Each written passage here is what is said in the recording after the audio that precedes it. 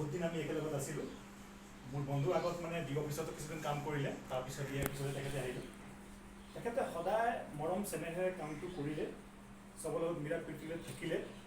আৰু তেখেতৰ এটা গুণ, তেখেতে এজন ভাল কবি। আৰু তেখেতৰ যিটো প্লেটফৰ্ম, মানে ইভেন আপোনাৰ ষ্টেট লেভেলত তেখেতে ভাল কাম কৰিছে। আৰু তাৰ কাৰণে তেখেতে ৰিকগনিশ্যন পাইছে, ষ্টেট লেভেলত ৰিকগনিশ্যন পাইছে, বেলেগ লেভেলতো তেখেতে ৰিকগনিশ্যন পাইছে।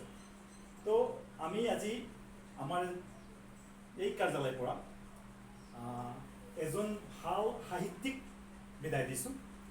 কিন্তু লগতে এইটো এটা অপৰচুনিটি তেখেতৰ কাৰণে যে এতিয়া খোলাকৈ তেখেতে যিটো সাহিত্যিক কাৰ্য সেইটো আগবঢ়াই ল'ব।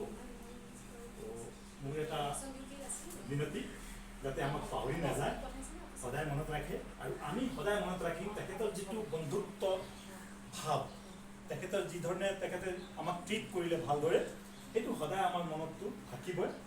আৰু মই আশা ৰাখিছোঁ যে তেখেতৰ জীৱনটো সুখী হ'ব, সফল হ'ব। ভগৱানৰ ওচৰত মোৰ প্ৰাৰ্থনা যাতে তেখেতে সুস্বাস্থ্য থাকে আৰু খুব ভালদৰে থাকে আৰু সাহিত্যিক যিটো কৃতি সেইটো আৰু আগবঢ়াই লৈ যায়। ধন্যবাদ।